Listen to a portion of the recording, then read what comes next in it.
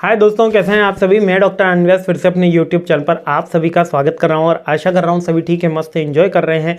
मैं आ चुका हूं data analytics for business decision के पॉइंट्स के ऊपर और फोर्थ मोस्ट इंपॉर्टेंट क्वेश्चन मेरा चल रहा है। अंतिम प्रहार की सीरीज चल रही है और काफ़ी ज़्यादा आप भी मेरे साथ मेहनत कर रहे हैं, तो आप सबको बहुत ही शुभेच्छा नेक्स्ट एग्जाम के लिए, है ना, डेटा एनालिटिक्स के एग्जाम के लिए। अगला क्वेश्चन आ जाता है बिग डेटा मैनेजमेंट। अच्छा, अब मेरे यहाँ पर इसलिए मैं अपने बारे में बता रहा हूँ क्योंकि जो मेरी पीएचडी थी वो बिग डेटा मैनेजमेंट के ही अराउंड थी। मेरी पीएचडी ई कॉमर्स के ऊपर थी, यानी analysis of the growth factor of the e commerce industry and emerging business concept, इस तरीके का एक टॉपिक था मेरा, जिसके ऊपर मैंने मेरी पीएचडी की थीसिस लिखी थी। तो ये करीबन मेरे को 1992 में जब हमारे यहाँ पे फर्स्ट ई कॉमर्स कंपनी आई और 2014 तक मेरा एनालिसिस था, 16 तक हमारा चला गया था एनालिसिस। वहाँ तक जितने भी रिसर्च पेपर पब्लिश्ड हुए थे, जितने भी रिसर्च आर्टिकल्स आए थे ई कॉमर्स के रिलेटेड, बुक्स रिलेटेड, उन सबको मेरे को गैदर करना था पहले तो, और उसका एनालिसिस करना था, यानी कि एक डिकेड के ऑलमोस्ट मेरे पास कलेक्शन था।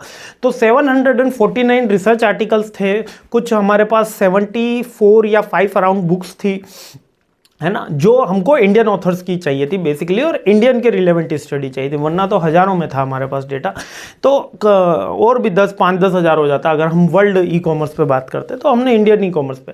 यानी कि जो बिग डेटा मैनेजमेंट होता है, इसका बेसिकली पर्पस ये होता है, जो मेजर रोल के ऊपर डेटा आता है, जहाँ पे वॉल्यूम ज़्यादा होता है या वेलोसिटी ज़्यादा होती है, वेराइटी ज़्यादा होती है।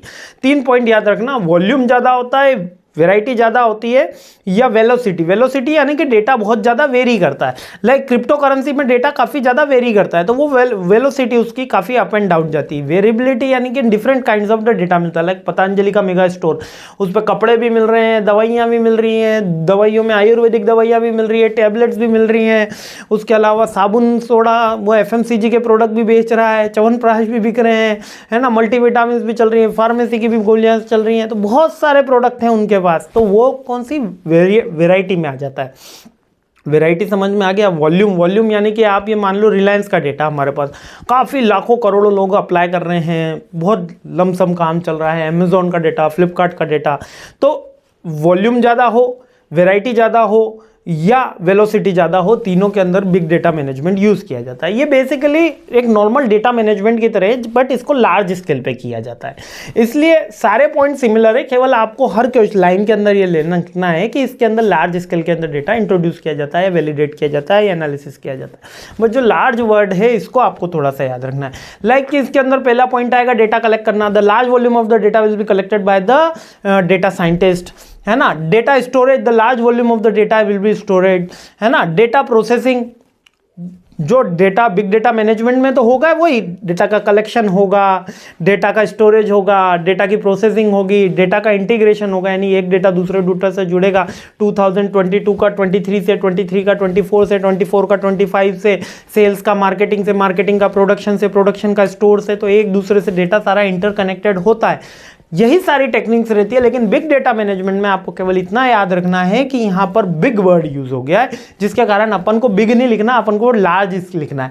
डेटा क्वालिटी का भी अपन को इसमें ध्यान रखना होता है। स्केलेबिलिटी यानी large volume of the data collected होता है, और इसमें अपन को हॉरिजॉन्टली और वर्टिकली, हॉरिजॉन्टली यानी सिमिलर काइंड ऑफ डेटा, और हॉरिजॉन्टली यानी डिफरेंट काइंड ऑफ डेटा, और वर्टिकली यानी similar kind of data in the same stream.